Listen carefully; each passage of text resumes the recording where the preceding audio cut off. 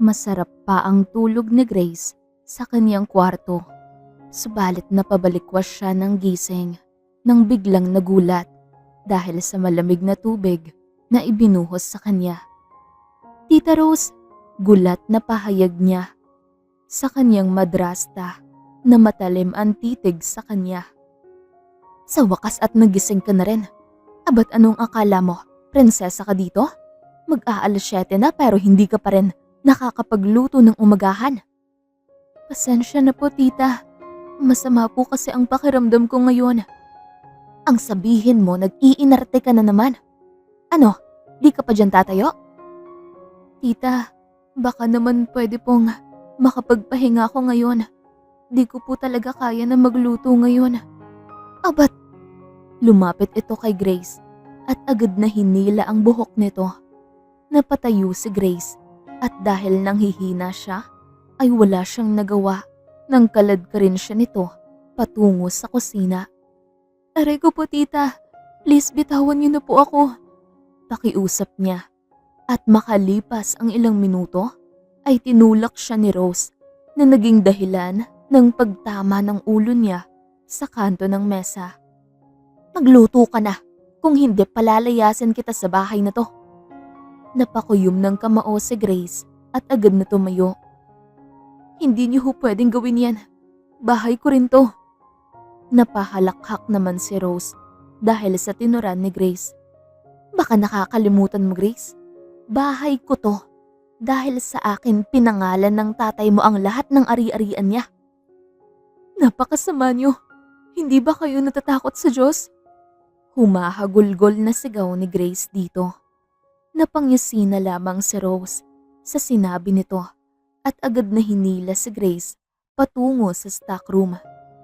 Tita, ano ba? Bitawan niyo ako. Magtigil ka. Kausapin mo ang Diyos mo dyan. Sigaw nito at ikinandado ang pinto. Nagsisigaw si Grace, subalit alam niya na wala rin namang makakarinig sa kanya.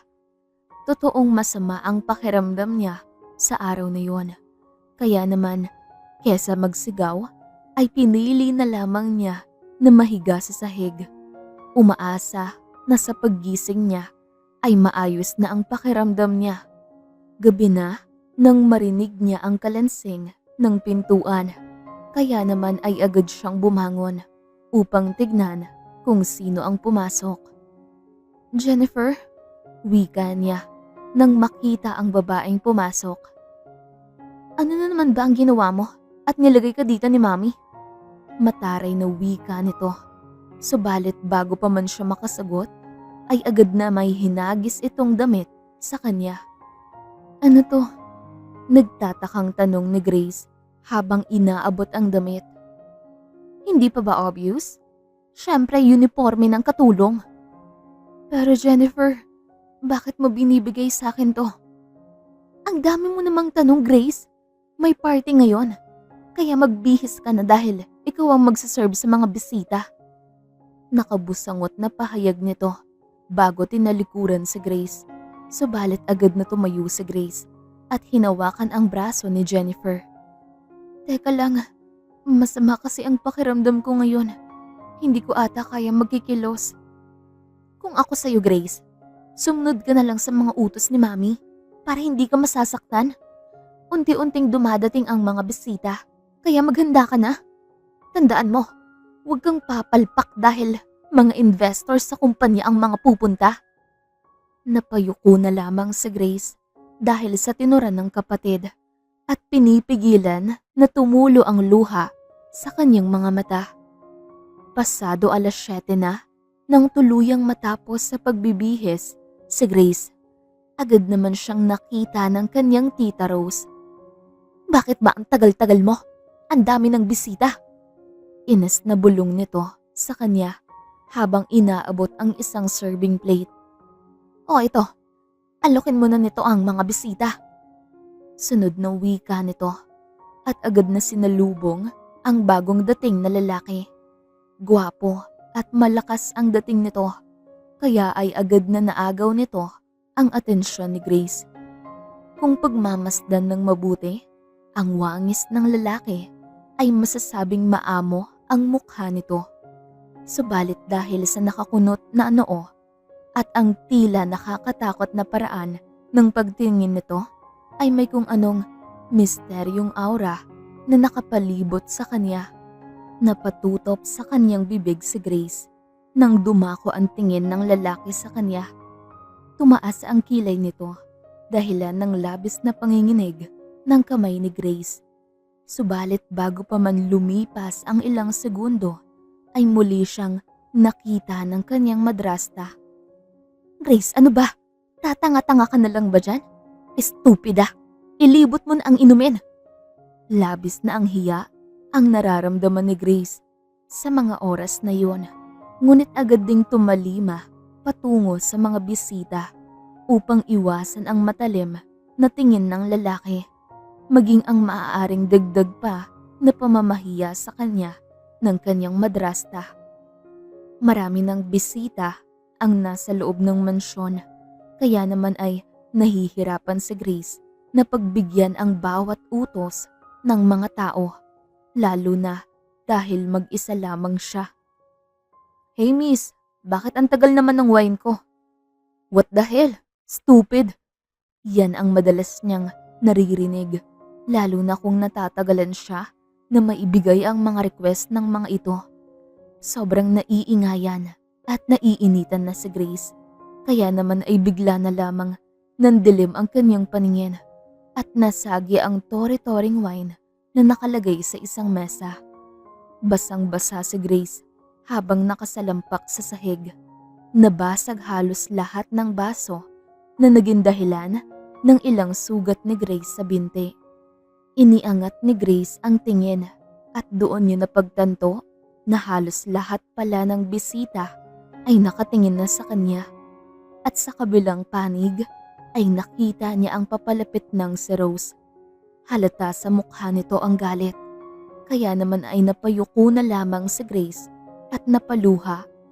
May biglang humila sa kanya patayo. Marahil ay si Jennifer ito. Naramdaman niya ang pagdapo ng isang makapal na tela sa kanyang balikat.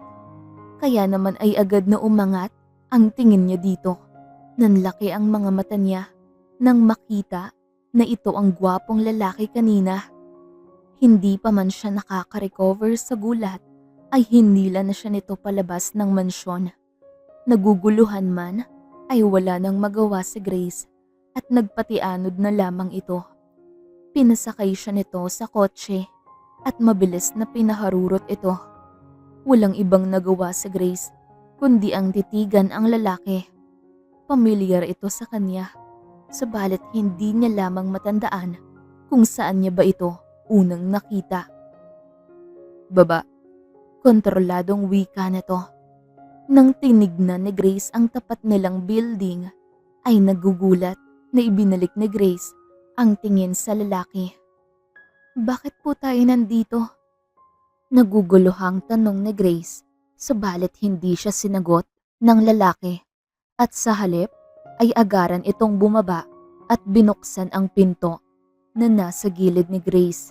Nang makababa ay mahigpit na hinawakan ng lalaki ang kamay ni Grace hanggang sa makarating sila sa isang kwarto sa pinakamataas na parte ng building. Sandali, bakit mo ko dinala dito? Medyo takot ang tonong gamit ni Grace. Nakatalikod ang lalaki sa kanya habang nakapamewang. Tila ba may malalim itong problema at nang humarap ito ay tila ba nasasaktan na tumingin ito kay Grace. Anong nangyari sa'yo, Grace? Bakit ka nagkaganyan? Kilala mo ako? Nagtatakang tanong ni Grace. Hindi mo ba ako natatandaan? Iritadong wika niya. Pasensya na pero agad na pinutol ng lalaki ang sasabihin ni Grace. Clyde Mercado, St. Benedict's High School. Nanlaki ang mata ni Grace matapos maalala ang lalaki. Maraming nagbago sa itsura nito. Kung noon ay patpatin ito, ngayon ay maskuladong maskulado na ang katawan. Wala na rin itong suot na salamin. Subalit kung titignan, ay naroon pa rin ang batang si Clyde na kilala niya. "Clyde," masayang wika ni Grace at agad na lumapit at niyakap si Clyde. Subalit agad din namang nag-iwas ang lalaki. "Bakit kung umusta ka, parang walang nangyari noon, Grace? Kung umusta ka, parang hindi mo ako pinaglaruan noon." "Ano bang ibig mong sabihin, Clyde?"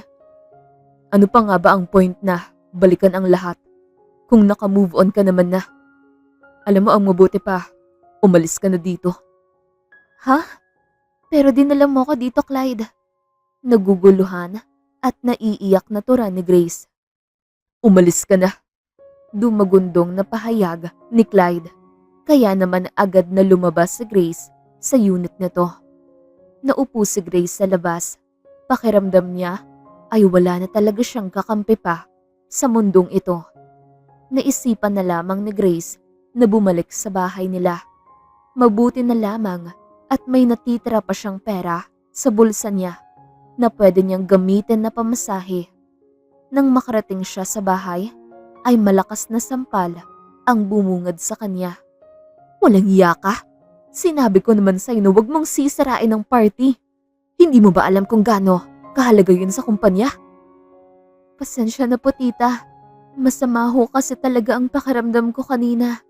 Nahilo ho ako na naging dahilan ng pagkasagi ko ng mga wine glass."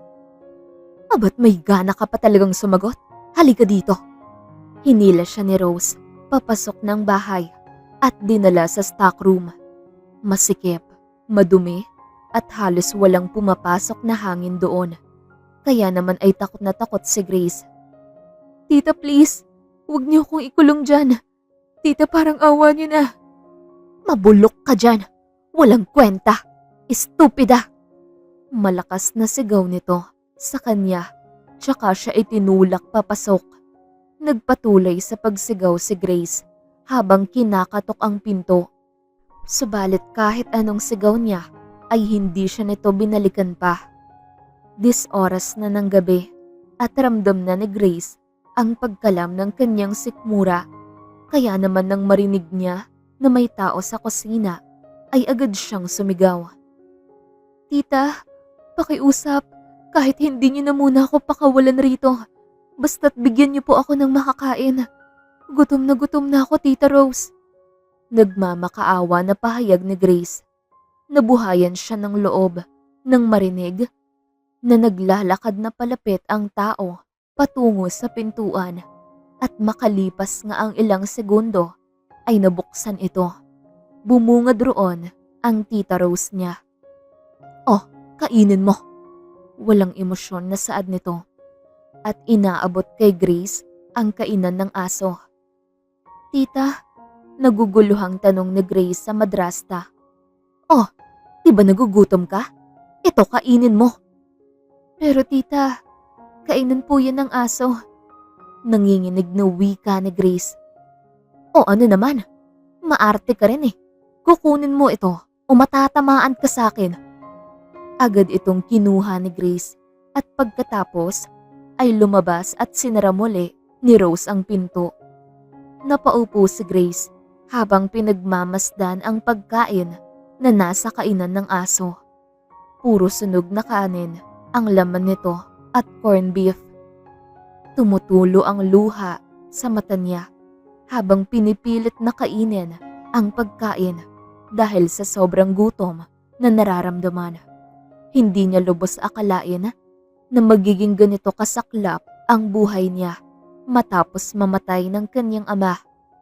Halos ilang araw na kinulong si Grace sa loob ng stockroom at sa bawat araw ay isang beses lamang siya kung bigyan ng pagkain hanggang sa nagkaroon ng bisita sa mansyon. "Maraming salamat, Mr. Mercado, sa pagtanggap ng imbitasyon ko sa iyo." Rinig niyang wika ng Tita Rose niya. "Mr. Mercado? Ang ibig sabihin, si Clyde ang bisita niya?" Bulong ni Grace habang nakadikit ang tenga sa pintuan upang marinig ang pinag-uusapan ng dalawa. "Walang anuman." Tipid na sagot ni Clyde sa Tita Rose niya. Maghahanda na muna ako ng makakain nyo. Iwan ko na muna kayo dito. Marahan na wika ni Rose at saka dali-daling umalis at nagtungo sa kusina. Kaya naman ito ang ginamit na pagkakataon ni Grace upang tawagin ang lalaki. Clyde! Clyde! Tulungan mo ako! Sigaw niya. Nasa ibabang parte ng hagdan ang stockroom. Kaya naman ay madaling maririnig kung sumigaw man siya. Grace? Tawag pabalik ni Clyde. Clyde, nandito ako. Subalit bago pa man siya mahanap ng lalaki, ay biglang lumabas mula sa kitchen si Rose. Clyde, tawag ni Rose sa lalaki. May naririnig akong humihingi ng tulong. Dito ba yun nanggagaling? Naku, oo dito yun. Nanonood kasi ng TV si Jennifer sa taas. Kaya baka yun ang naririnig mo. Pero hindi tunog ng TV ang naririnig ko. Kontroladong wika ni Clyde at nagpatuloy pa sana sa paghahanap. Subalit kalaunan ay biglang tumunog ang cellphone nito. Hello? Yes, papunta na ako dyan. Sagot nito sa kausap. Kaya naman ay lumingon ito kay Rose. I'm sorry, Mrs. Escalante, but I need to go. I have an emergency. Oh sure, Mr. Mercado, I guess. May ibang pagkakataon pa naman na pwede natin pag-usapan ang tungkol sa merging ng business. Sure, I'll just update you. Agaran nitong wika at umalis na rin. Napaupo naman si Grace dahil wala nang ang tsansa na matulungan siya ng lalaki.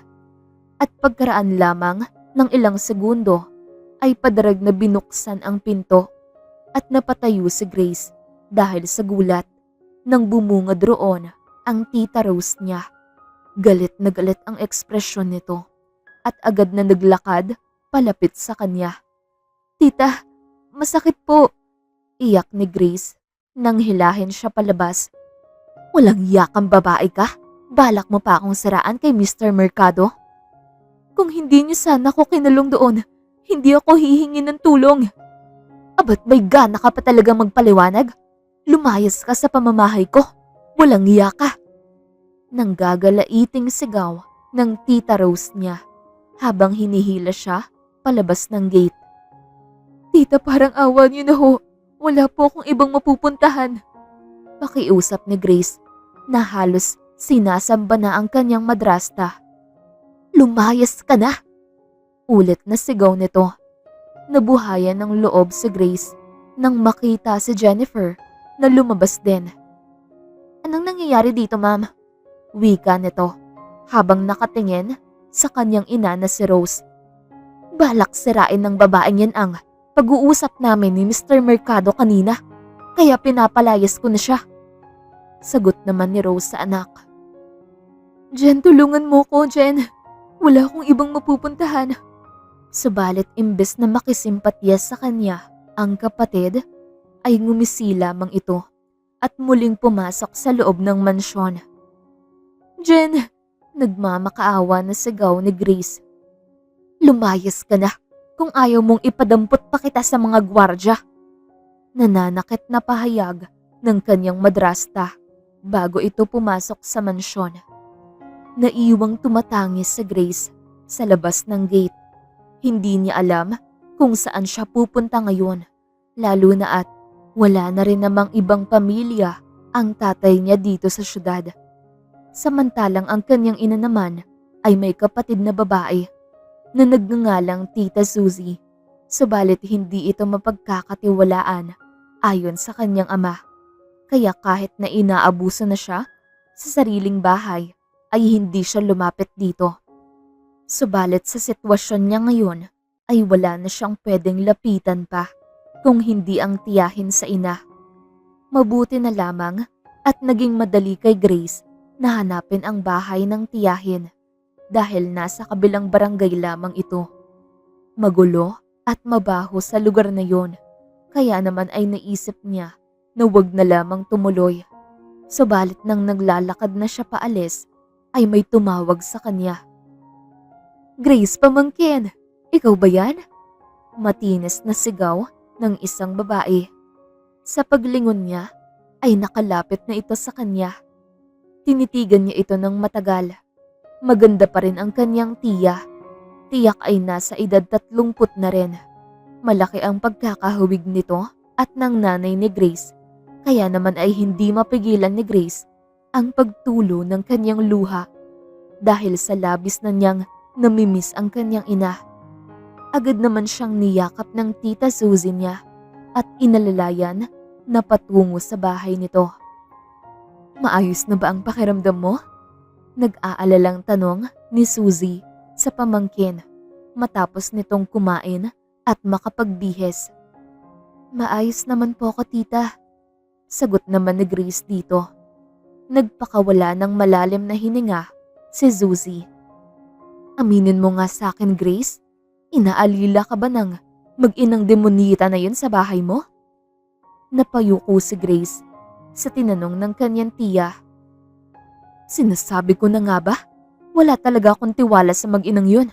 Anong ginawa sa'yo, Grace, ha? Sabihin mo sa akin at nang maiganti kita ngayon din." "Tita, ayos lang po ako. Huwag na lang po tayong gumanti. Ang pinoproblema ko po ngayon ay kung saan ako tutuloy." "Naku, huwag mo nang alalahanin yan, Grace. Simula ngayon, ako na ang bahala sa'yo." "Tita, ayaw ko naman pong maging pasanin pa sa'yo. Alam ko na mahirap din ang buhay mo. Kaya balak ko din sanang maghanap ng trabaho." "Grace, hindi mo na kailangang gawin yan. Wala naman akong anak kaya kayang-kaya kitang buhayin." "Tita," pigil naman ni Grace. Kaya naman ay napabuga ng hangin si Susie bago muling nagsalita. "Sige, may bakanteng posisyon sa club na pinagtatrabahuan ko. Pwede ka doon." "Club po, tita?" Naguguluhan na tanong ni Grace sa tiyahin. "Oo, pero huwag kang mag-alala. Waitress ang magiging trabaho mo doon." "Kung ganun po, tita, kailan po ako pwedeng magsimula?" "Ang totoo niyan, pwede ka naman ngayong gabi magsimula. Pero ang gusto kong gawin mo ngayon, magpahinga ka muna. Bukas ka na lamang magsimula, lalo na at ipapaalam pa kita sa boss ko. At nga pala, kailangan ko na ring umalis, ha? Ikandado mo ang pinto pagkaalis ko, ha?" "Mga anong oras po ang uwi niyo, tita?" "Umaga na ako umuuwi, Grace. Siguro mga 9:00 ay nandito na ako." Ganun po ba? Sige po." "Sige, mauna na ako, ha? Tawagan mo na lang ako kapag may kailangan ka." "Sige po, tita. Ingat po kayo."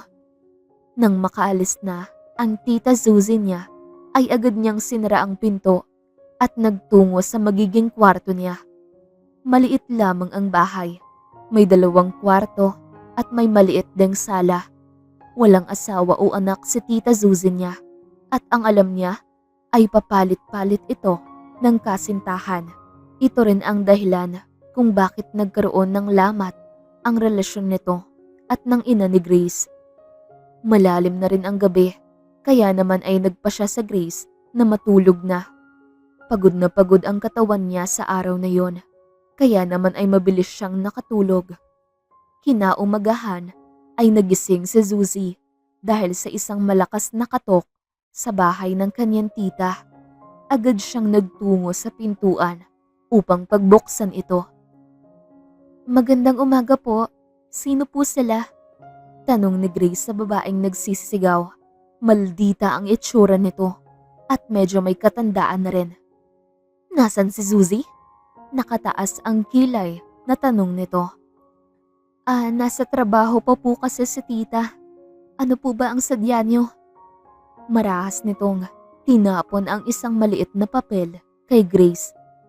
"Pakibigay yan sa tiyahin mo at pakisabi na magbayad na siya ngayong araw na to.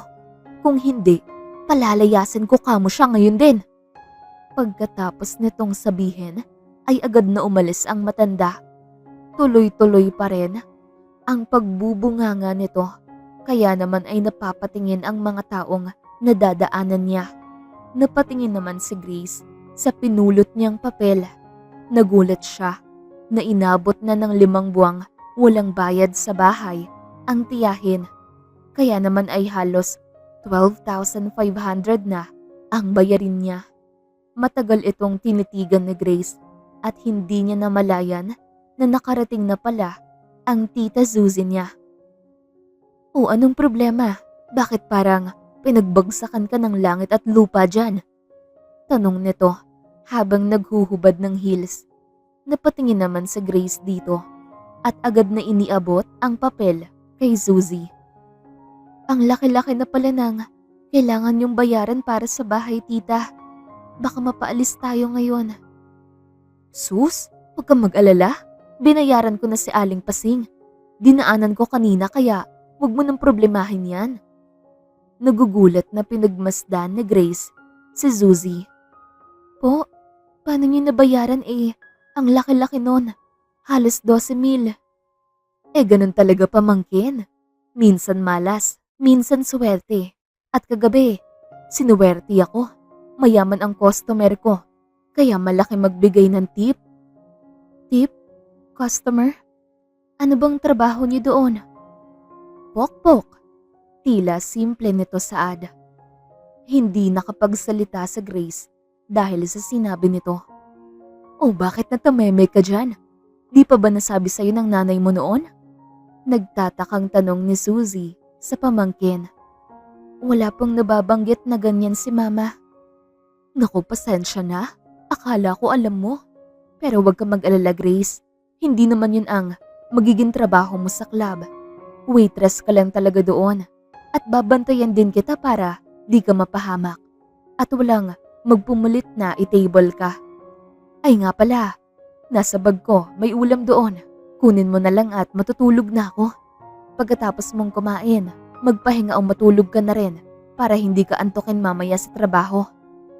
Tuloy-tuloy na wika nito habang papasok sa kwarto. At nang tuluyan na nga itong makapasok, ay tila tulala pa rin si Grace dahil sa mga nalaman. Hindi niya lubos akalain na yun pala ang trabaho ng tita niya. Nagtataka rin siya kung bakit ito ang napili nitong trabaho.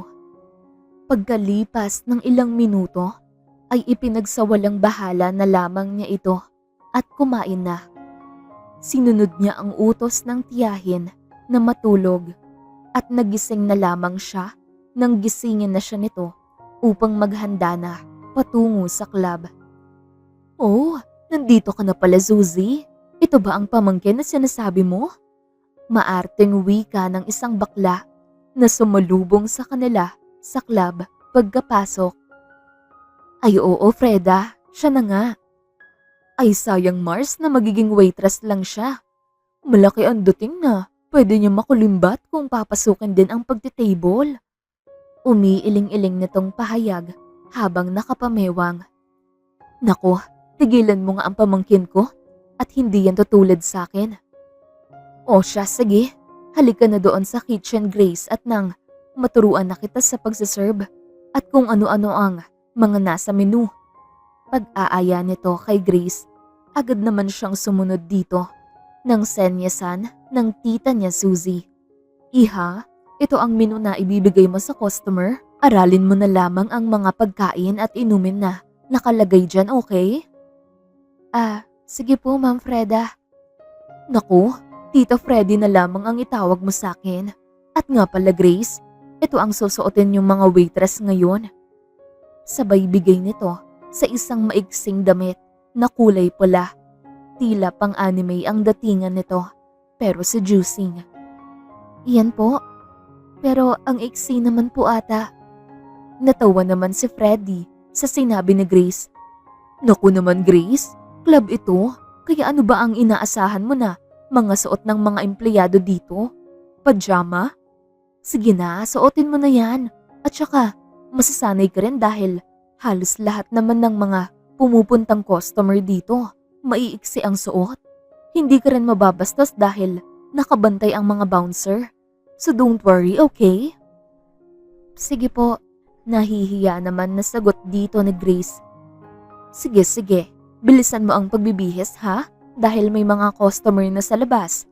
Paalala ni Freddy bago lumabas sa kitchen. Tinitigan naman ni Grace ang damit, subalit agad ding kumilos upang magbihis. Pagkalabas ni Grace sa kitchen ay agad na bumungad sa kanya ang ingay sa loob ng club. Marami-rami na rin ang tao na halos puro ay kaedaran lamang ni Grace, lalo na dito sa ground floor. Ang sabi ni Freddy kanina sa kanya na ang mga prosti daw, kagaya ng tita niya, ay nasa pangatlong palapag na kung saan naroon karamihan ang mga business tycoon. Unang pinuntahan ni Grace ang isang lamesa na malapit sa kanya at binigay ang menu. "Good evening po. May I know your order po? Do you want alcohol? Juice?" Medyo pasigaw na tanong ni Grace dahil sa sobrang lakas ng tugtog sa loob ng club. Hindi niya tinignan ang customer dahil nakatutok siya sa papel na susulatan. "Just give her a juice." Baritonong wika ng lalaki bago tumingin kay Grace. Napatigil ito sa pagsasalita, kaya naman ay tumingin din si Grace dito, pabalik. Nanlaki ang mga mata ni Grace at napahawak sa bibig. "Clyde, ikaw pala." Nauutal na wika ni Grace dahil naalala niya kung paano siya nito ipinagtabuyan sa kondo nito. Nang hindi sumagot ang lalaki, ay napatikhim si Grace at muling nagsalita. "Anong flavor po ng juice, sir?" "Orange." Sagot nito. May iba pa po ba kayong order?" "Give me 5 shots of tequila." "Yun lang po ba?" "Yeah, please serve it right away, miss." Nakataas ang kilay na saad nito at pinagmasdan si Grace mula ulo pababa na tila ba napakababa ng tingin nito sa kanya. Nakaramdam ng pagkapahiya si Grace, subalit ipinagsawalang bahala na lamang niya ito at pumunta sa counter para sa order. Matapos maibigay sa counter, ay pumunta na muna si Grace sa iba pang lamesa at hiningi ang order nito. "What's your order po, sir?" "You're so beautiful pa rin talaga, Grace." Nakatitig na pahayag sa kanya ng isang lalaki na halos kaedad rin lang niya. "Oh my God, ikaw ba yan, Billy?" "Yes, the one and only Billy." Nakangiting lahad nito at yinakap si Grace. Agad din itong tinanggap ni Grace at ngumiti.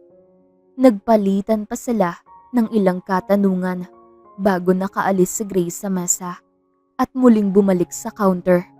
At pagbalik nga niya ay kumpleto na ang order ni Clyde, kaya naman ay agad niya itong dinala. Sir, nandito na po yung order niyo." Wika ni Grace habang inilalapag ang mga orders. Subalit lumapit sa kanya si Clyde at may binulong. "Magkano ka daw ba? Tatapatan ko?" Maanghang na tanong nito. Napalayo si Grace dahil dito. "Clyde, ano bang sinasabi mo?" "Bakit? Hindi na ba pwede na 2 ang booking mo this evening? Bakit all night long ba?"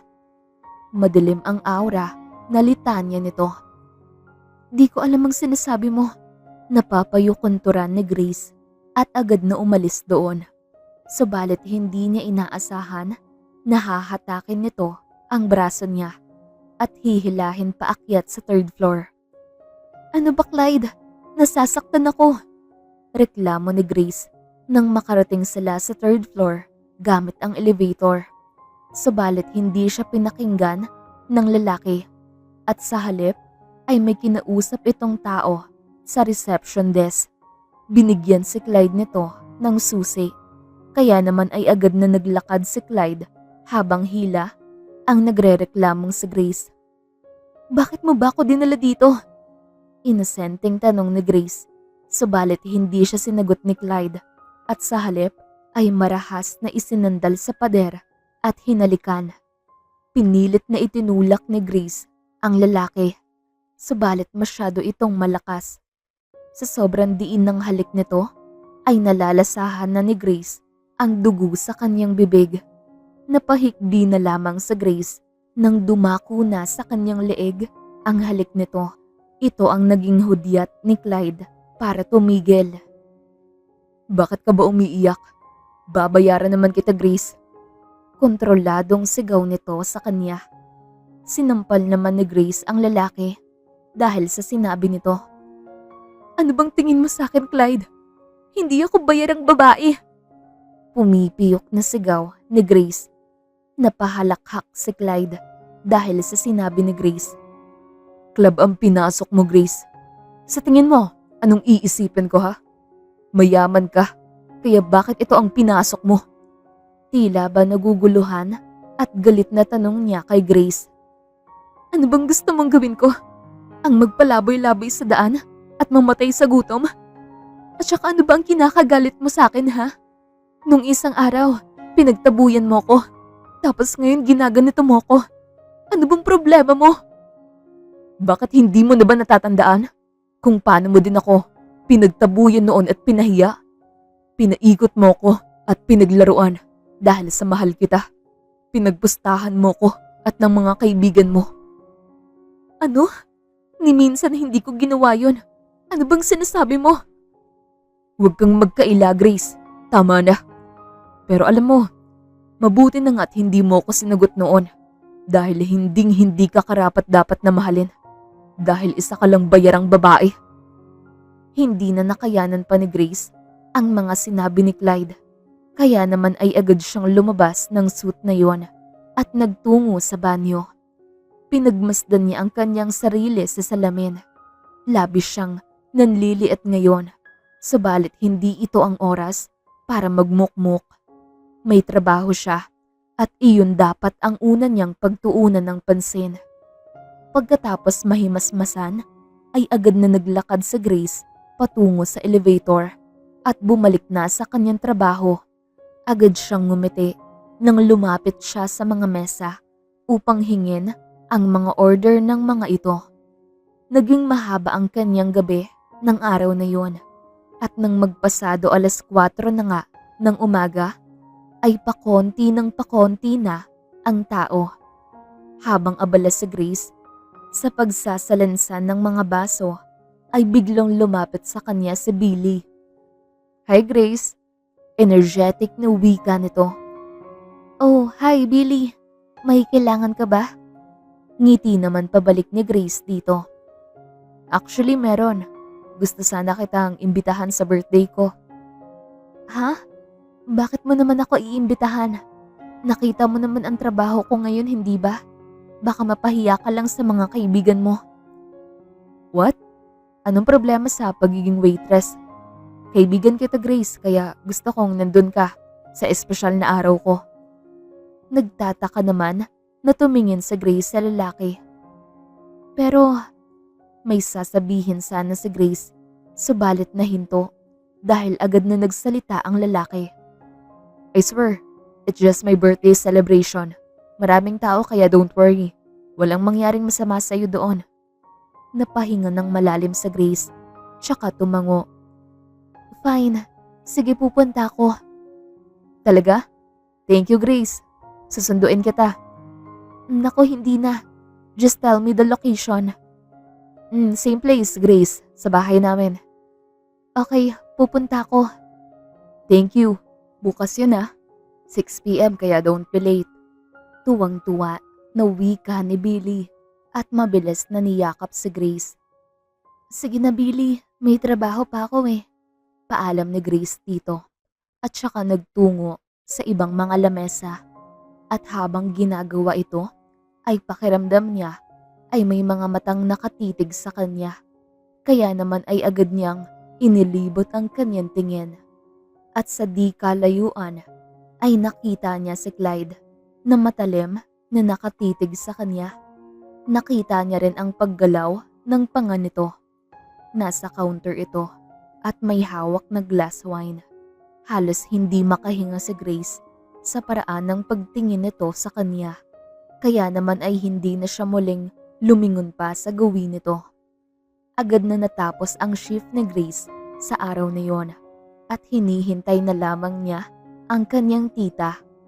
Kabado siya dahil hindi pa rin umaalis si Clyde sa pwesto nito at mas lalong dumoble ang pagkarambola ang kanyang puso nang makita na naglalakad na ito papalapit sa kanya Subalit bago pa man ito makalapit, ay dumating na rin ang kanyang Tita Suzy. Kaya agad rin niya itong tinawag. Tita Suzy, wika ni Grace at nagmadaling naglakad palapit sa tiyahin. Oh, kanina ka pa ba naghihintay sa akin? Hindi naman po masyado, tita. Halika na po. Masyado ka nagmamadali, Grace? May problema ba? Nagtatakang usad naman ni Suzy. Nagugutom na kasi ako, tita. Palusot ni Grace at saka nilingon si Clyde na nakatitig din sa kanya. Ganun ba? O sige, halika na. Malambing na wika ni Suzy at inakbayan ang pamangkin. Nang makarating sila sa bahay, ay agad na hinarap ni Suzy ang pamangkin. Grace, umamin ka nga sa akin. Ayos ka lang ba talaga? Kanina ka pa parang wala sa sarili. May kumante ba sa'yo sa club kanina? Nakapamewang na tanong ni Suzy. Ayos lang po talaga ako, tita. Medyo naninibago lang ako sa trabaho sa club. Sigurado ka ba? Paniniguro ni Suzy. Ngumiti na lang ng matamis sa Grace bago lumapit sa tiyahin. Ayos lang talaga ako, tita. At saka, kung may mangyari man na di kaaya-aya, ay sasabihin ko kaagad sa inyo. O siya, sige. Magpahinga ka na roon sa kwarto mo. Gigisingin na lamang kita ulit mamaya kapag pupunta na tayo sa trabaho. Sige, tita. Kayo din po, magpahinga na rin kayo. Mamaya na siguro ako, Grace. Kailangan ko pang mamalengke para dito sa bahay. Pero hindi po ata ako makakapasok sa trabaho mamaya, tita. May pupuntahan kasi akong birthday party ng dati kong kaklase. Ha? Nagpaalam ka ba kay Freda? Opo, nagpaalam na po ako sa kanya. Ayos lang naman daw dahil Monday naman daw, kaya konti lang ang tao sa club. O siya, sige, mag-iingat ka doon, ha? Opo, tita. Matapos ang pag-uusap nila, ay agad na naligo si Grace at nang matapos, ay naglinis din siya saglit sa bahay bago pinili na matulog. Nang sumapit ang 5:00 ng hapon, ay nagsimula na rin siyang maghanda para sa pupuntahang kasiyahan. Wala siyang maayos na damit na nadala, kaya naman ay pinahiram siya ng Tita Suzy niya ng kulay pulang dress nito. Buti na lamang at magkasing katawan lang sila nito, kaya saktong-sakto ito sa katawan ni Grace. Mag-iingat ka, Grace, ha? Huwag masyadong magpapagabi. Sige po, tita. Mauna na po ako. Medyo malayo-layo pa kasi yung venue. O siya, sige.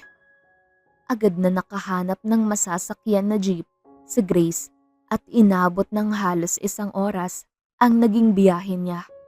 Pagkarating niya sa bahay ni Billy, ay naririnig na niya ang malakas na tugtugin sa labas pa lang ng gate. Agad siyang nag-doorbell. Ilang minuto bago siya mapagbuksan. Bumungad sa kanya si Billy. Grace, you came. Masayang pahayag nito bago niyakap si Grace. Niyakap ito pabalik ni Grace.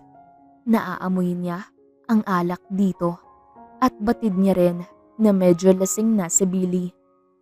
Let's go, pasok na tayo. Akbay nito, papasok sa kanya. Nang makarating sila sa poolside, ay nakita niya na maraming tao doon. Base sa itsura ng mga ito, ay halatang mayayaman ang mga bisita ni Billy. May nakasalubong na mga kababaihan sila ni Grace habang naglalakad. Kinausap ng mga ito si Billy. Hi Bill, who is her? Nagmamatang tanong ng isang babae habang tila nang iinsultong tinitignan si Grace. Oh girls, this is Grace. Pagpapakilala sa kanya ni Billy. Agad naman na inabot ni Grace ang kamay niya sa mga ito. Subalit tinignan lang ng mga babae ang kamay niya at muling nagsalita. Oh, I see. Anyway, can you join us sa table? We have something to give you. Wika ng babae habang pinupulupot ang kamay sa braso ng lalaki. Sige, sure. Grace, maiwan na muna kita here ha? You can request your food sa waiter, okay? Sige, Billy. Simpleng saad ni Grace at nagtungo na sa isang mesa. Siya lamang ang naroon, kaya naman medyo naa-out of place siya sa lugar. Inilibot niya ang kanyang tingin sa paligid at napansin niya ang isang lalaki na panay ang tingin sa kanya. Nang magtama ang kanilang mga mata, ay itinaas nito ang baso na tila ba inaalok siya ng inumin. Ngumiti na lamang si Grace at iniwas dito ang tingin. Maya-maya lang ay may lumapit na waiter sa kanya at inalok siya ng inumin. "Hi ma'am, pinapabigay po ni sir." Turo ng waiter doon sa lalaking nakita ni Grace kanina. Tumango na lamang si Grace at iinumin na sana ang laman ng baso nang pigilan siya ng isang kamay. Napalingon siya dito. Clyde? Don't drink that." Tila nakaramdam ng galit si Grace dahil sa pagiging authoritative nito. Kaya naman ay agad niya itong sinuway at ininom ang inumin. "Ano bang pakialam mo?" Wika ni Grace matapos inumin ang alak. "Tangina, napakakulit mo talaga." Bulong ni Clyde at hinawakan na sa palapulsuhan si Grace. "Halika na at iuuwi na kita." Mahinang saad ni Clyde, subalit agad na inalis ni Grace ang hawak nito sa kanya. "Ayoko," irita nitong saad. Hindi ito tumalab kay Clyde, kaya naman ay hinilan niya na si Grace paalis doon. Napansin ito ni Billy, kaya agad itong lumapit. "Clyde, anong nangyayari? Bakit mo hinihila sa Grace?" "Huwag kang makialam." Kontroladong saad ni Clyde at kinarga na paalis doon si Grace. Nang makarating sila sa labas, ay agad na pinasok ni Clyde si Grace sa sasakyan. "Ano bang problema mo?" Sigaw ni Grace at pinagsasampal si Clyde. "Stop it, Grace." "No, ano bang problema mo?" "I'm saving you, Grace, kaya please tumigil ka na." "Ibaba mo ko dito. Ibaba mo ko." Sigaw ni Grace habang sinusubukan buksan ang sasakyan. Subalit maya-maya lang ay mabilis siyang hinawakan sa palapulsuhan ni Clyde at hinalikan. Mababaw lang sana ang halik na igagawad dito ni Clyde. Subalit nang alisin na nito ang halik sa babae, ay hinila ni Grace papalapit si Clyde na naging dahilan upang muling magtama ang kanilang mga labi. "Grace," nahihirapang wika ni Clyde habang napapalunok dahil sa halik ni Grace na patungo na sa leeg niya. "Clyde, ang init," wika ni Grace at hinuhubad na ang damit. Muli siyang hinalikan ni Grace matapos nitong maghubad. Mas malalim at mapusok na ang palitan nila ng halik. Subalit napahinto si Clyde matapos ma-realize na marahil ito ang epekto kay Grace ng hinalong gamot ng lalaki kanina. "Grace, stop it. Wala ka sa wisyo ngayon." Nahihirapang saad ni Clyde. "Hindi mo ba ako gusto?" Wika ni Grace at pinipilit na halikan si Clyde. "Shit, God knows kung gaano kita kagusto." Pabulong at tila nagpipigil na wika nito.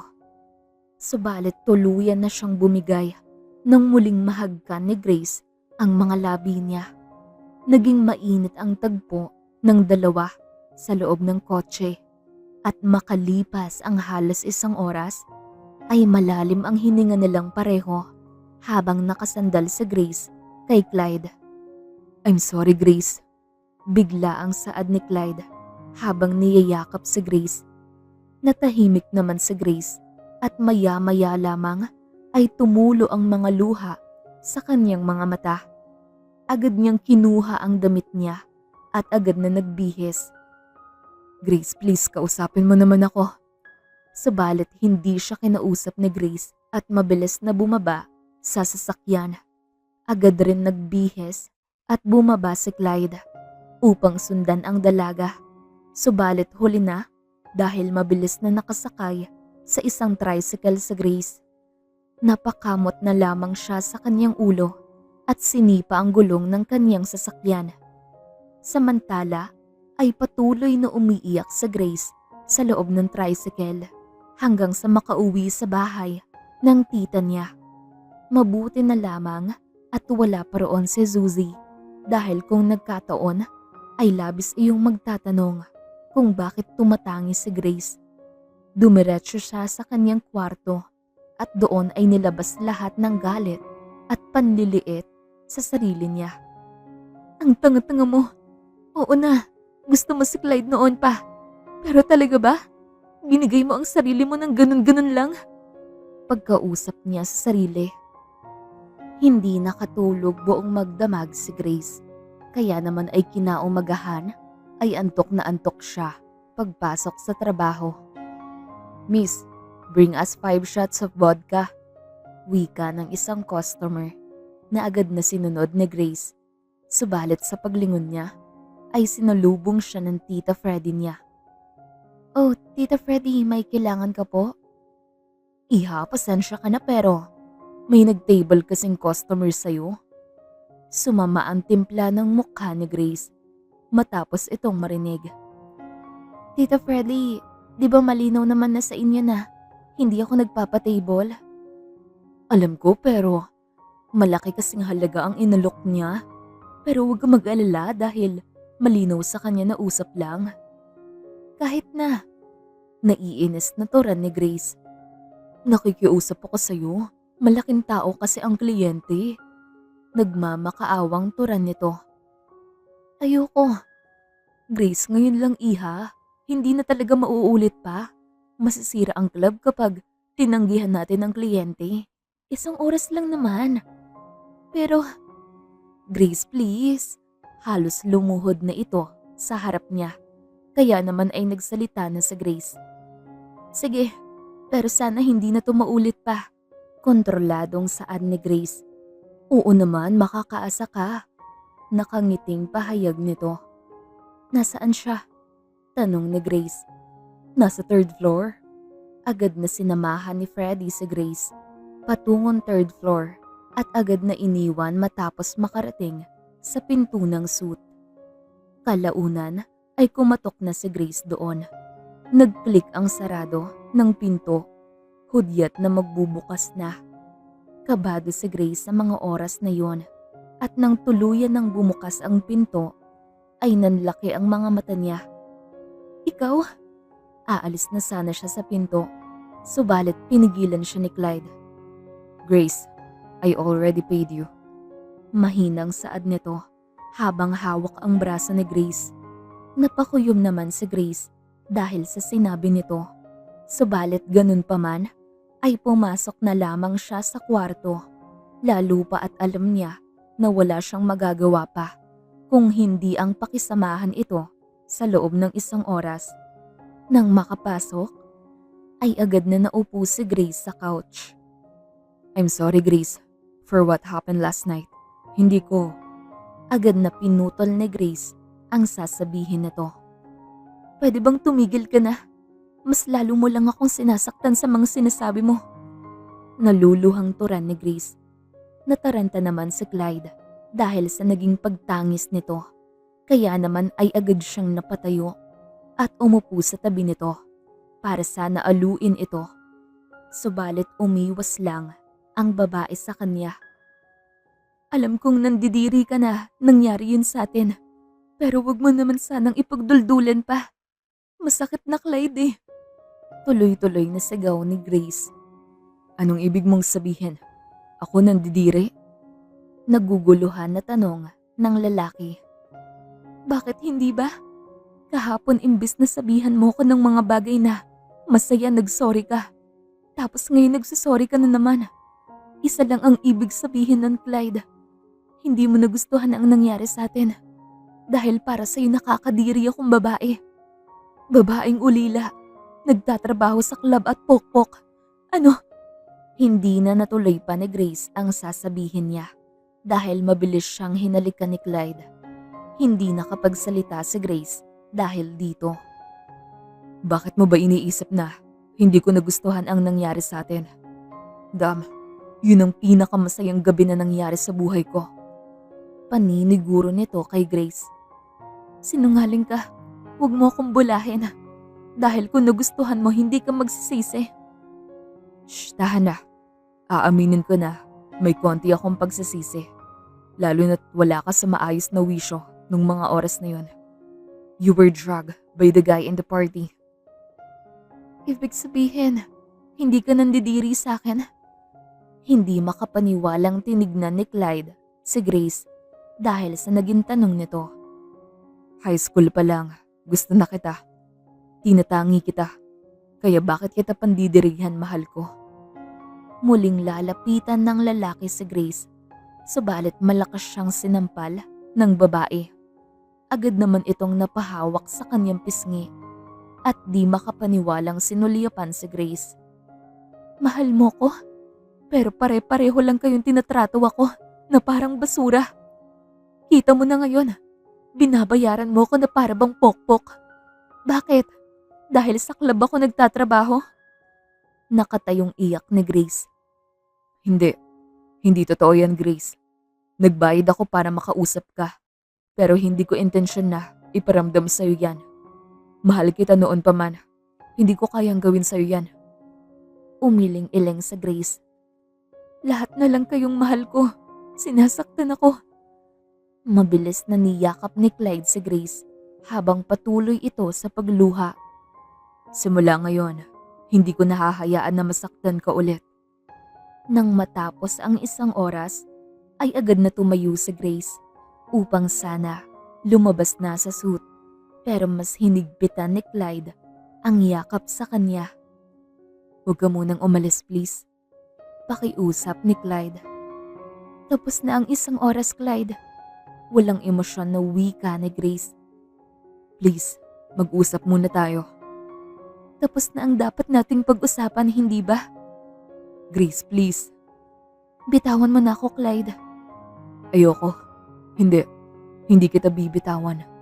Bulong nito sa kanyang tenga habang hinahalikan ito pababa sa leeg ni Grace. Clyde, please. Bitawan mo na ako. Nakuha mo na ang katawan ko, hindi ba? Kaya ano pa ba ang gusto mo? Ang pagmamahal mo, Grace. Lumingon si Grace dito. Matagal na kitang mahal. Kaya noong naging malapit tayo noong high school, sobrang saya ko. Binalak ko na ligawan ka through sending you a letter. Pero pagkatapos kong matanggap ang sulat na pinadala mo, I felt small, weak and vulnerable. Pakiramdam ko pinaglaruan mo lang ako. Sulat? Anong sulat, Clyde? Wala akong natanggap na sulat galing sa'yo. At wala rin akong binigay na sulat. Nagtatakang turan ni Grace. Hindi mo ba naaalala? Nagpadala ako ng sulat kay Jennifer. Nakiusap ako na ibigay sa'yo noong lamay ng dad mo. Laman ng sulat na yun ang pagtatapat ko sa nararamdaman ko. And the same day ay nakatanggap ako ng sulat galing sa'yo. Nahinatid rin ni Jennifer. Saying na hindi mo ko kailanman magugustuhan.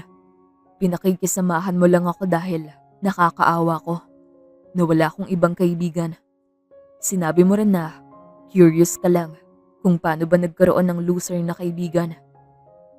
Wala akong sulat na ganyan, Clyde.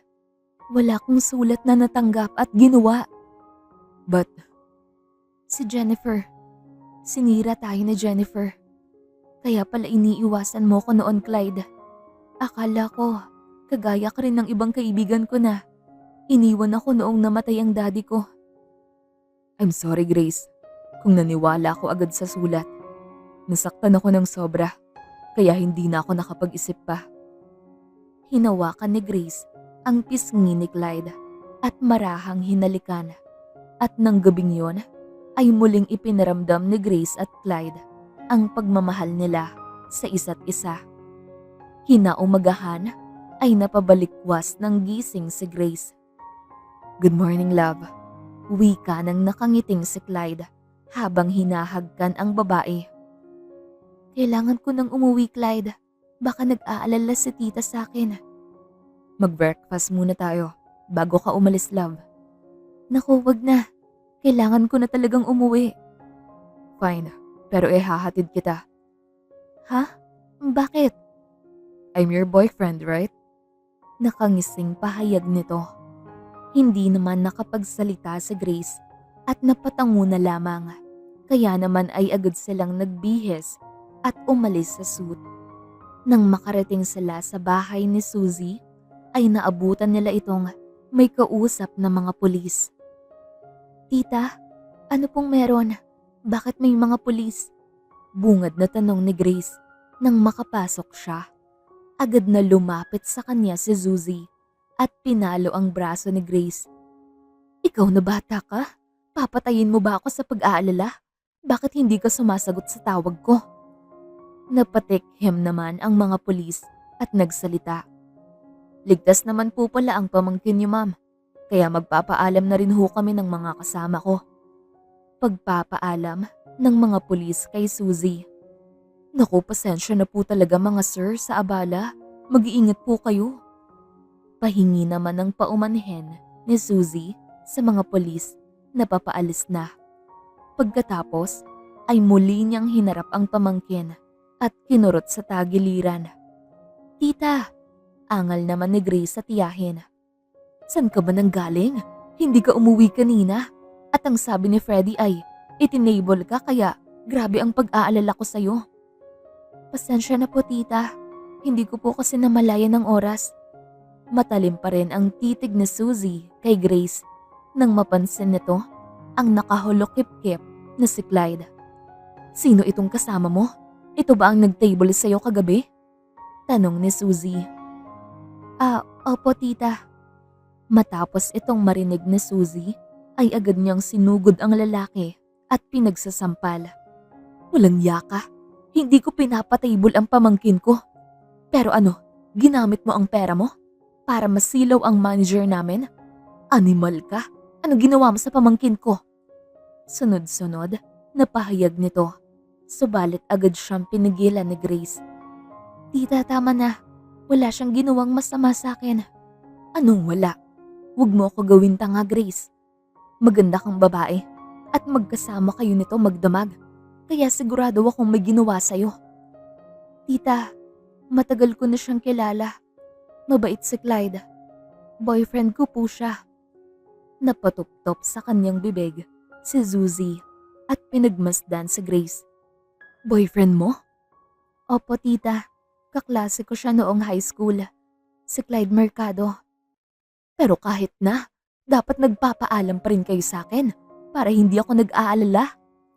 Tumikhim naman si Clyde, kaya napatingin ang tiyahin dito. Gusto ko po humingi ng tawad sa nangyari, ma'am. But rest assured na hindi na po mauulit to. Lagi na akong hihingi ng permission sa'yo sa tuwing ilalabas ko sa Grace. Aba, ay dapat lang. O siya, maiwan ko na muna kayo dyan dahil magpapahinga na ako. Wika nito at dumiretso na sa kwarto. Naiwan naman sina Grace at Clyde sa sala. Tumikhim sa Grace at hinarap si Clyde. Pasensya na kay tita ha. Okay lang, naiintindihan ko ang sentiments niya. Gusto mo bang magkape muna? Next time na lang siguro, love. Kailangan ko na rin kasing umalis. I have a meeting at 11. Ganun ba? Sige, mag-ingat ka ha.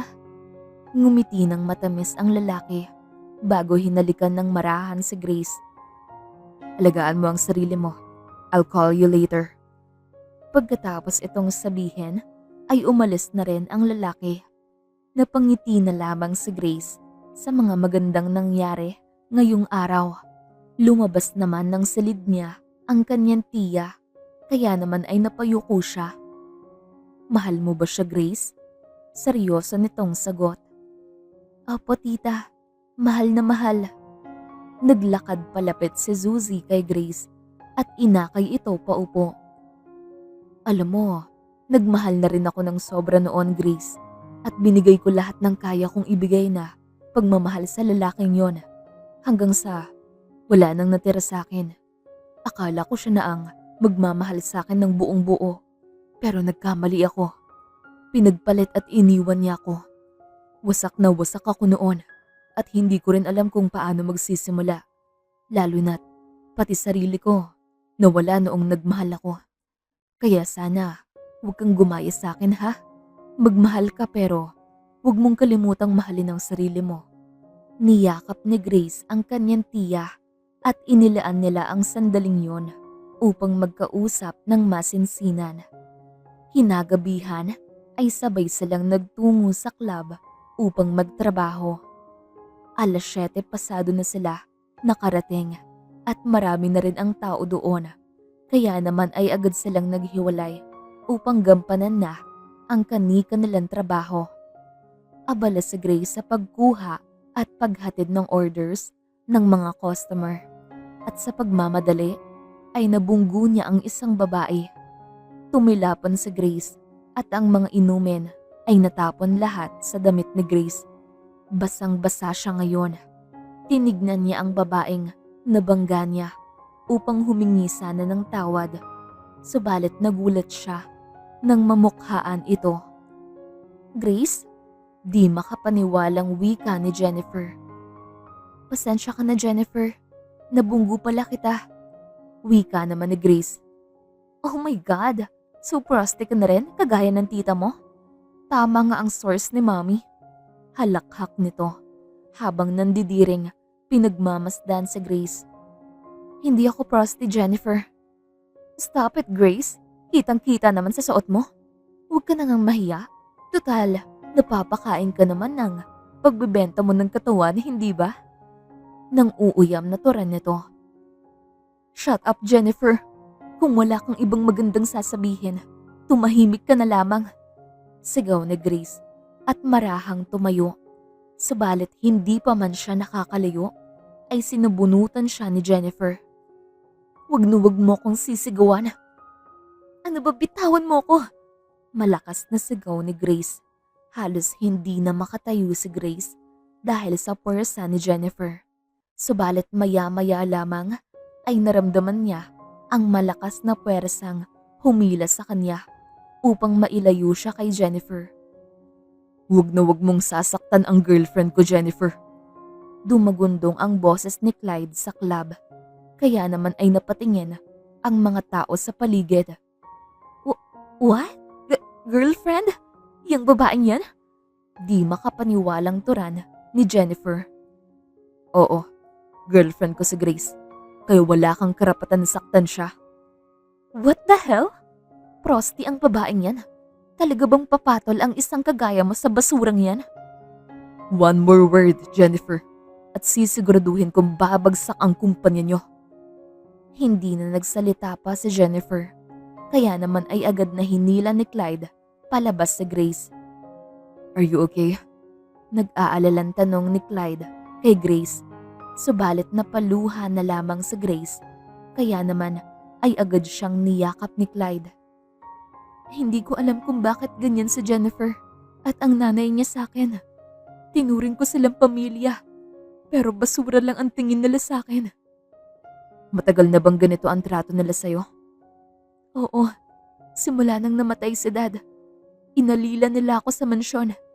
Pinaalis nila ang mga katulong, kaya ako ang gumawa ng lahat hanggang sa pinalayas nila ako sa bahay. Sa bahay kung saan ako lumaki at nagkaisip.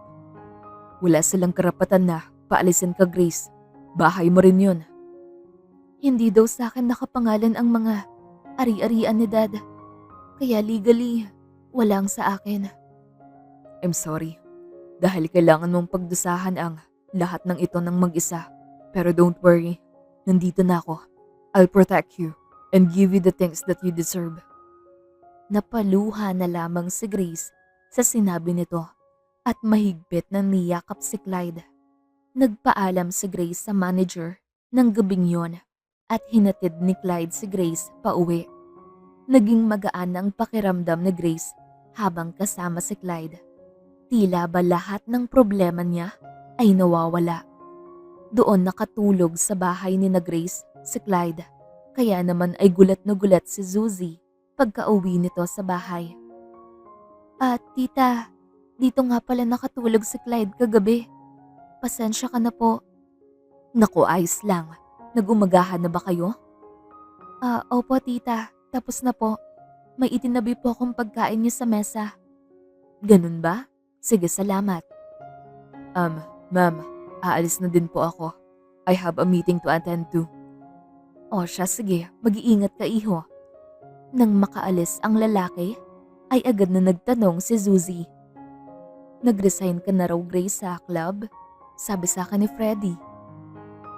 Opo tita. Ayaw na po kasi akong pagtrabahuin doon ni Clyde. Hahanapan niya raw ho ako ng ibang trabaho sa kumpanya nila. Ha? Ano namang trabaho daw?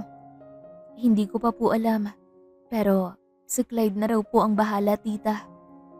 Yun ba ang pupuntahan niya ngayon? Hindi po, tita.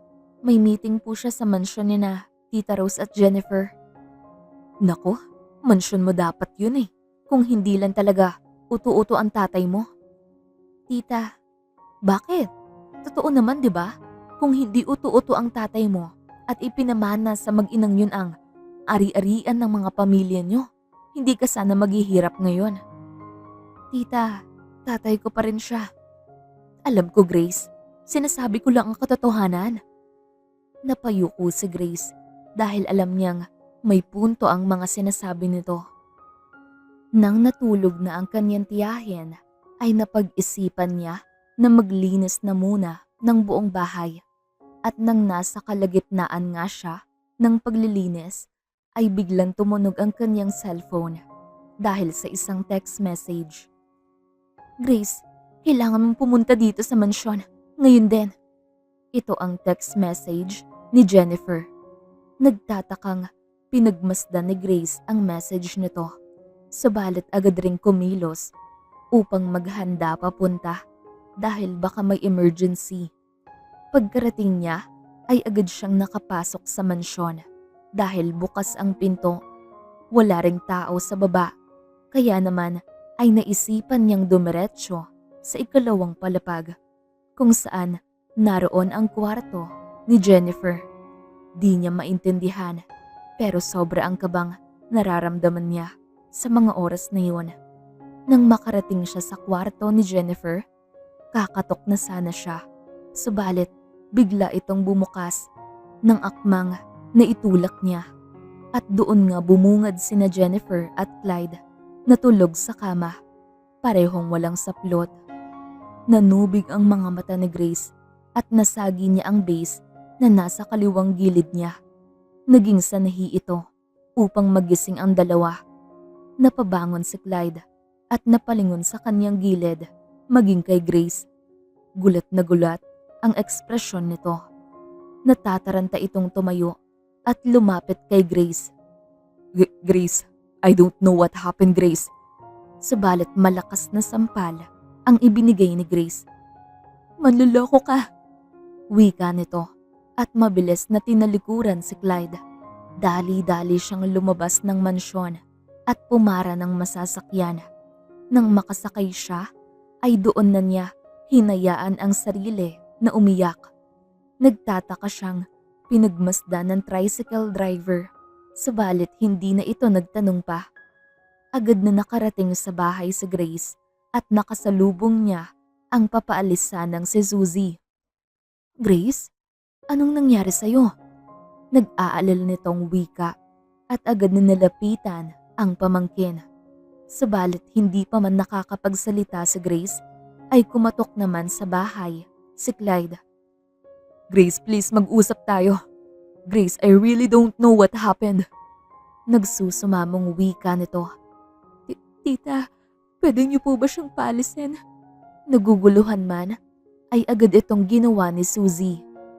Ano bang nangyari, Grace? Tanong ni Suzy, kalaunan. Niloko niya ako, tita. Tama kayo. Mga manluloko lang ang mga kagaya nila. Shh, tahan na. Andito lang ako, Grace. Ilabas mo lang lahat ng yan. Ilang araw na nagmukmok si Grace sa bahay at ilang araw ring nagpabalik-balik roon si Clyde upang makausap ang dalaga. Subalit kahit isang beses ay hindi ito pinagbigyan ni Grace. Hanggang sa isang araw, habang namamalengke si Grace, ay bigla siyang nawalan ng malay. Mabuti na lamang at agad siyang nasalo ni Clyde na nakasunod pala sa dalaga. Agad niya itong dinala sa ospital Nang magising sa Grace, ay agad siyang nagulat nang makita si Clyde doon. Anong ginagawa ko dito? Bakit ka nandito? Galit na sigaw ni Grace. Subalit imbes na matakot, ay mas lumawak ang ngiti ni Clyde sa kanya at maingat siyang hinagkan. Ano ba? Wika ni Grace at agad na lumayo dito. Thank you, Grace. Nababaliw ka na ba? Thank you. Thank you. Ulit ni Clyde at muling niyakap si Grace. We're pregnant, Grace. Naluluhang tura ni Clyde. Hindi naman nakapagsalita si Grace dahil sa sinabi ni Clyde. Ano? Buntis ka, Grace. Magkaka-baby na tayo. Napatitig si Grace sa kanyang tiyan at marahan na hinimas ito. Iniangat niya ang tingin kay Clyde dahil dito ay nanumbalik ang galit ni Grace. Anak ko lang to. Hindi magkakaroon ng manlulokong ama ang anak ko. Grace, please. Makinig ka muna sa akin. Ano pa bang ipapaliwanag mo? Nakita ng dalawang mata ko na nakahubad kayo. Kaya ano pa ba ang posibleng ginawa niyo? Naglaro? Wala ka ba talagang tiwala sa akin, Grace? Sigurado akong walang nangyari sa amin ni Jennifer. So ano yun? Bigla ka nalang nagising na nandun ka na sa kwarto? Ang sabi mo, may meeting kayo. Pero bakit ibang meeting naman ang ginawa mo? Oo, ganun ang nangyari, Grace. Jennifer offered me a drink. At after kong inumin yun, nahilo ako. Then the next thing I know, nasa kwarto na ako. At nandun ka na rin. What? Please maniwala ka sa akin. Hindi ko alam kung dapat ba akong maniwala sa sinasabi mo. Grace, maghiwalay na tayo. Pero magkakaanak na tayo, Grace. Hindi mo kailangan panagutan ng baby ko. Kaya ko siyang buhayin. Tumayo na sa kanyang higaan si Grace at naglakad na palabas ng ospital. Pinipigilan siya ni Clyde. Subalit, umiiwas lang si Grace hanggang sa makalabas na si Grace ng ospital. Subalit, sa di inaasahan ay may mabilis na sasakyang papalapit sa kanila. Tila ba intensyon talaga nito na sagasaan ang babae. Agad itong nakita ni Clyde. Kaya naman ay mabilis siyang tumakbo upang iligtas ang babae. Subalit sa kasamaang palad ay siya ang nabunggo ng sasakyan. Clyde! Clyde! Malakas na sigaw ni Grace at agad na lumapit kay Clyde. Duguan ang ulo nito at wala na rin itong malay. Tulong! Tulong! Pagsisigaw niya. Agad naman natulungan si Clyde papasok sa ospital at dinala sa emergency room. Hindi si Grace mapakali habang naghihintay sa labas nito hanggang sa dumating na rin doon ang ina ni Clyde. What happened to my son? Naguguluhang tanong nito kay Grace. Kayo po ba ang nanay ni Clyde? Oo, iha. Please, I need to know kung ano ang nangyari sa anak ko. Bakit siya nandito? Pasensya na po, mama. Ako po ang dahilan kung bakit siya nabangga. Niligtas niya po ako, kaya siya ang nabangga ng sasakyan. Oh my God! Hindi makapaniwalang turan nito at napaupo. Lalapitan na sana ni Grace ang ginang nang biglang lumabas ang doktor. Agad silang lumapit dito. Dok, kamusta ang anak ko? Umiiyak na tanong ng mama ni Clyde. Maayos na ang lagay niya, Mrs. Mabuti na lamang at hindi gaanong malala ang naging tama niya at naidala agad ito. Maybe tomorrow, magkakamalay na siya. Oh my God, mabuti naman. Salamat, Dok. Tila nakahingang pahayag nito. Pagkatapos umalis ng doktor, ay agad na nilingon ng ginang si Grace. Ikaw ba si Grace, iha? Nagugulat naman na napatingin si Grace sa ginang. Paano niyo po nalaman ang pangalan ko? Dahil ikaw lang naman ang mukhang bibig ng anak ko sa akin. Gusto kong magalit sa'yo dahil ikaw ang naging dahilan kung bakit nalagay sa kapahamakan ang buhay ni Clyde. Pero I know na hindi kita pwedeng sisihin, lalo na at Ikaw ang babaeng mahal na mahal ng anak ko. Po? Napangiti ang ginang. Oo, tama ang dinig mo, iha. Mahal na mahal ka ng anak ko. Simula pa noong bata pa siya. Ikaw lagi ang laman ng kwento niya. At saksi ako kung paano siya nasaktan noong binasted mo siya at nilayuan. At yun ang rason kung bakit hindi ako boto sa'yo. Naghahari ang katahimikan sa kanila. Napayuko si Grace. Pero ayokong humadlang sa kaligayahan ni Clyde. Kaya hindi ko isinasara ang puso ko para sa'yo. Pero pakiusap lang, huwag mo nang sasaktan pa ang anak ko. Wika nito, tsaka naglakad paalis. Naiwan naman na tulala si Grace at lumuluha. Hindi siya umalis sa tabi ni Clyde buong gabi.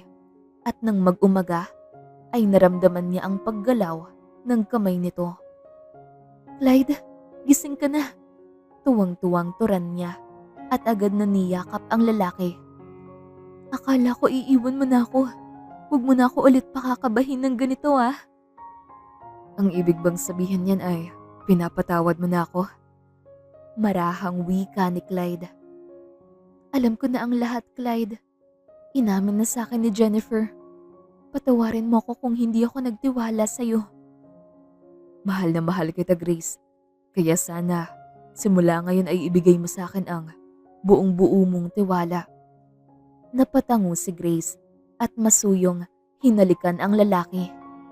Makalipas ang ilang buwan ay masayang nagsasama sina Grace at Clyde kasama si Tita Zuzi at ang anak nilang si Ishmael. Hanggang sa isang araw ay pumunta sa bahay nila si Rose at Jennifer. Walang giya ka, sugod ni Jennifer sa kanya. Bitawan mo ko, Jennifer, kung ayaw mong tumawag ako ng pulis. Inagaw mo na nga sa akin si Clyde, pati ba naman ang bahay at ang negosyo namin? Ganid ka. Walang sa inyo, Jennifer. Kung tutuusin, binabawi ko lang lahat ng akin. Ang bahay, ang kumpanya. Sa akin pinamana ni Daddy. Pero ano, hinamkam mo, Tita Rose. Pinag-interesan mo dahil ang bata ko pa noon. Inalila niyo ko sa sarili kong bahay. Anong klaseng tao kayo? Abat, wala kang utang na loob. Sigaw na pasugod ni Rose, subalit agad siyang napigilan ng kararating lang na si Clyde. Wag na wag mong sasaktan ang asawa ko. Dumagundong ang sigaw nito. Babagsak ka rin, Grace. Banta ng mag-ina bago ito nagwawalang umalis. Niyakap naman ni Clyde ang asawa. Hayaan mo na sila, Grace. Hindi na talaga sila magbabago pa. Malungkot na wika ni Grace. Huwag kang mag-alala. Sisiguraduhin kong hindi na sila makakalapit sa'yo. Salamat, Clyde. Salamat dahil lagi kang nandyan para sa akin. Sa amin ng anak mo. Habang buhay akong magiging tagapagtanggol mo. Mahal na mahal kita. Mahal na mahal din kita, Clyde.